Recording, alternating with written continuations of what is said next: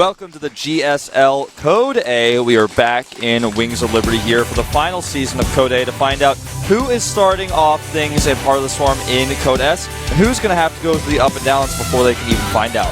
The up and downs will still be in Wings of Liberty, and we already got a little bit of a preview to what we can expect in Heart of the Swarm when we had the preseason tournament of the GSL. A lot of great games, and as Wolf already pointed out, who goes to Code S will play in Heart of the Swarm right away. Whoever falls into the up and downs will have to practice Wings of Liberty a little bit longer. Yeah, and then even if they get through those groups, they're going to practice Wings of Liberty for even longer. Then suddenly they're going to be thrown into a Code S with people who've been practicing only Heart of the Swarm. Exactly. So everyone wants to go into Code S right away. This is of course true in any case, but I feel this season it's even a little bit more important if you want to make sure that you can practice appropriately for the next season. Exactly. And we have a couple of really good games, not only today but also tomorrow.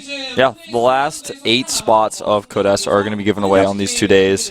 And we've got players like Flash and Rain playing tomorrow. We've got an Epic ZBZ. We've got Dongri Gu in here, finding out if he's going to be starting things off right into Code S. And also we have today a match that is not only very challenging for the players, but also for the two of us. We have Live versus Alive, which is going to be really interesting. That's going to be a bit weird, I feel. Yeah, that was definitely going to be a bit strange, but we'll be able to get through it, I'm sure.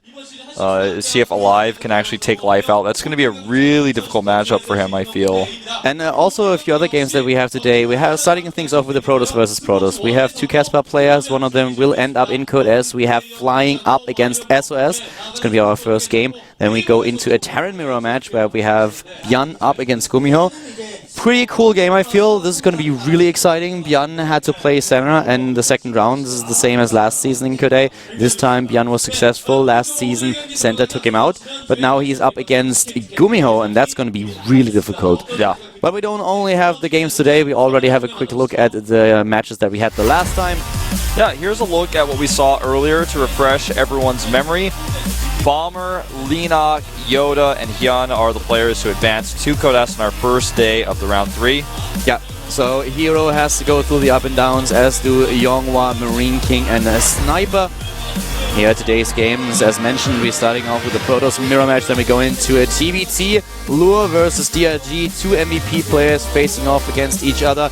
Both of them, of course, a little bit unhappy probably that they have to face a teammate in the third round. Teammates, it's always unfortunate to face your teammates. And then we have Alive, still teamless, up against Live. Yeah. Alive being teamless is still a bit of a surprise, I think, for a lot of people, but may not last too much longer. We'll see. But here's our first match: SOS versus Flying. Another team kill. Woongjin Stars versus Woongjin Stars. Exactly. And if you look at the win ratios, just in general, not only the win ratios in the GSL, it's pretty transparent that at this point SOS is definitely the player who has more experience, not only in PvP but just in general. He's doing really well. Flying, on the other hand, has a bit of a shaky record in the mirror matchup, has below 50%. The stats that you see here on screen are only the GSL stats, but if you take all of them into consideration, also what they achieved in Pro League, then SOS definitely a bit the favorite here. Yeah. But as Wolf pointed out, it's a team match, so anything can happen here. A lot of team games going on probably. Yeah, I mean, mind games. I feel like when you have a team match that's a mirror matchup, things can get even weirder than they do when you have a team match in another matchup like Zerg versus Protoss.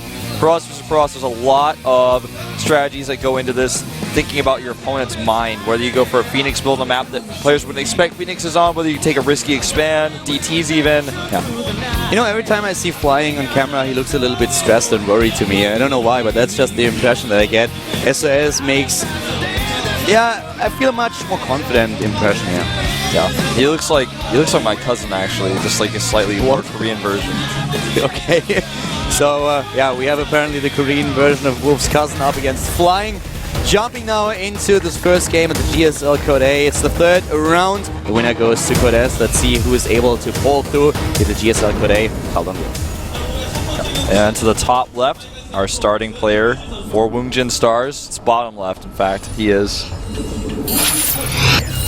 Woongjin Stars, SOS! What you will notice, though, is that his ID is at the top left if you press Control N on the display, as I have. Yeah, that's definitely the case. SOS is up against a teammate, also starting for the Woongjin Stars, but to the top right in blue is his opponent. This is Woongjin Stars Fly. Flying. These are not only the last games that we have in Rings of Liberty, guys. These are the last games where we will have Street Fighter Voice. Yes, this is true. Really important. Street Fighter Voice has been with us for a long, long time, but now it's time for Ken to take over. And we see a little bit of a difference here. Look at that, a 10 gate for SOS. And he makes it at his wall, which is not very common in Protoss vs. Protoss in the 2012-2013 era of PvP. This is a map, Icarus, where we have... This is not Icarus, in fact, this is Neoplanet S. My bad. I was like thinking, I'm like, well, it makes sense if it's on Icarus, but it's not. Similar tile set, but completely different map. This actually doesn't really quite make any sense to me at all, but we'll see what he has planned. The only thing I can see with a 10 gate is the faster core would allow him with more gateway pressure to get his warp gate research out faster. Exactly, warp gate research will be there a little bit faster. He has the units available a bit earlier. Can also probably deny the scouting here with how he set everything up. He's already chrono boosting his first zealot. He really wants to be aggressive in this game. Yeah. Wants to put the pressure on directly, and that's going to be something that if his opponent, Flying, skips the first zealot, is going to have some trouble with. And in fact, he is at 18 out of 18. He's going to make the core. Zealot, if he makes it at all, will be delayed here. Keep in mind, guys, this is a team match, so there will be a lot of mind games going on that we don't even know about. And at this point, it really looks like SOS has a build specially prepared for his opponent. The Zealot for Flying is being built, but a bit delayed because of the earlier cybernetics core. Yeah. There was a change in the recent patch, by the way. I can see on my screen what the observer is clicking on, as well as what the players are clicking on, which is really interesting. I just want to point that out. No, it's actually true. I mean, if you get a glimpse of what exactly the player is doing, that's really important here. I'm a little bit curious of what exactly we're going to see from SOS. He now sees his opponent Zealot, and we have the warp gate tech started for both of them at exactly the same time. Imagine if he had skipped the Zealot, Flying that is, he would have lost some probes most likely. And in fact, he may still if he does not micro perfectly. This is a very nice scout. Unfortunately, he's not going to be able to see anything because Flying is not going to show anything, but this will also delay his tech slightly. Yeah, he knows at least that there is currently a sentry out for his opponent, that the Stalker was not the follow-up for the Zealot, but that instead Flying chose to go into a sentry build. It's really important to know that there's a sentry there. That lends itself to tech on this type of map. If there was a secondary ramp, it could lead you to believe there's going to be an expansion early on. But based on what he's seen, he's going to expect to see some sort of tech in there. Robotics, Try the Council, or a Stargate, one of the three.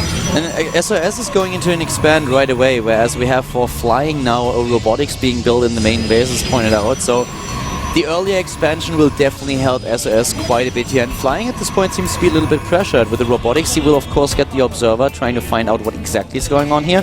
But he will have to play a catch-up game. His tech advantage will give him a slight edge, though. With the tech advantage, he can decide to try to punish his opponent's expand, try to keep his Colossi count higher. There are a few different pushes you can do with Immortals as well, so it's the ball is now in his court. As soon as he sees the Nexus of SOS, he's going to have to decide exactly what he wants to do with that tech. It's going to be quite a while until he will finally see his opponent's expansion, though, and this is definitely going to be a problem.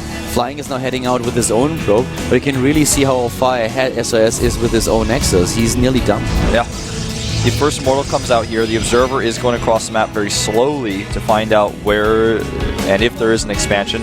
I really like this Stalker pressure because this lets him know, first of all, there's no Nexus, but it also lets him know if his opponent were making Stalkers, he would know about it. He would be pushed back by the Stalkers, but with Sentries and a Zealot here, this one Stalker can actually fight all three of those units and then eventually just escape and run away. So he has all the information in the world here about what his opponent is building. Another thing is that Flying for a long time cut probes. He's still not building harvesters, and this puts him very much behind as SOS is now going into the double probe production. And he even just killed a probe because he was able to see it with that Stalker and pick it off. Now he sees the Observer, he's seen the Immortal. Yeah, finally Flying is going back into the worker production, but the problem for him really is he's already behind in harvesters, and this will only increase since we already have the second Nexus out, so a double probe production for SOS. He can even chrono boost here. He will be far ahead in the worker count. Yeah, he's just going to continue that lead. The question now becomes who will make the first robotics warp A, right? Because that will allow the players to make Colossi. The sentry count for both players is even at 3, so no resource differentiation there in gas. And it looks like Flying is going to make the choice to move out here and try to pressure a little bit. He will actually catch the Stalker. Big mistake by SOS. He should have seen that. He definitely missed that. And yeah, he could have retreated with the Stalker at any time. He didn't do it. And now the question with the robotics bay is already answered. Both of them go for the tech right away. Flying is a little bit faster with it.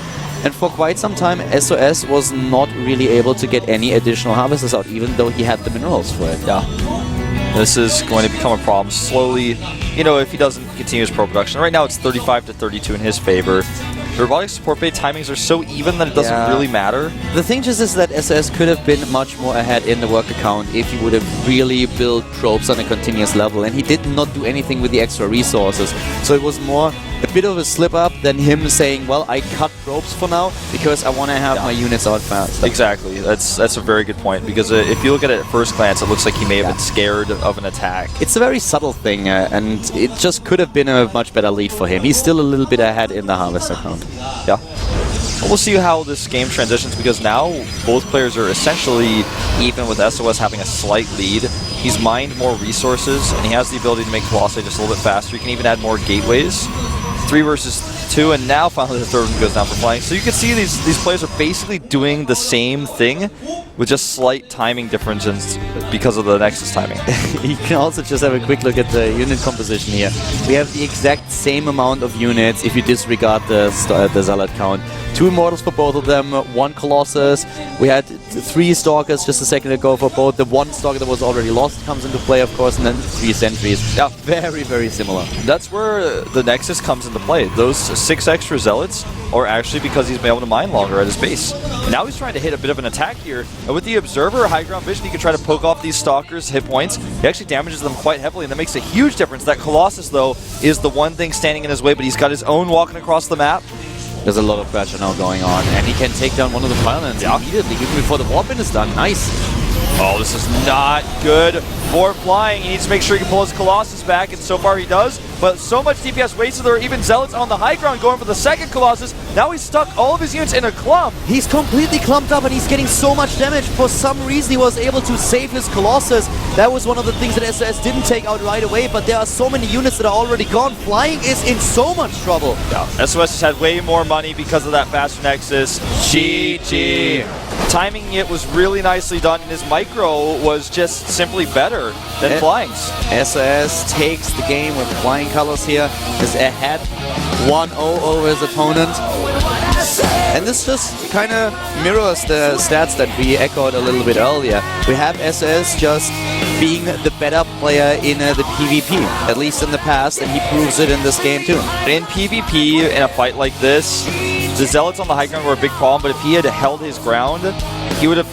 PvP is a matchup where units do so much damage to each other because Stalkers do bonus damage to Stalkers. Zealots do a lot of damage to Stalkers as well if they can connect. But if you're spending a lot of your time microing back, your opponent is still shooting at you, and he will kill your units, and there's a snowball effect. And you just cannot waste DPS, and he kept microing back. Then he was clumped up in a corner. There were Zealots on the high ground. If he had been able to just hold his ground till that second Colossus out, I feel he would have had a better chance there. SOS definitely playing the better game here, especially in the fight. His unit control was superior, and Flying back in the corner did not really have a lot of room to maneuver. He saved his Colossus, this was really well done, but everything else just faded away, and SOS, he takes it. So now up 1 game, and then Flying loses now on Whirlwind, and he has to play in the up and downs, whereas SOS advances to Kodas. Yep. 1 game away. And this is just bittersweet, of course. When you take out your teammate, you prevent him from going straight into Kodas. He will have another opportunity up and downs if the game 2 goes to SOS's favor. The map is Whirlwind, a larger map. I think we're going to see a more late game oriented PvP here. The map is loaded. This is the GSL Code, casted by Calder and Wolf.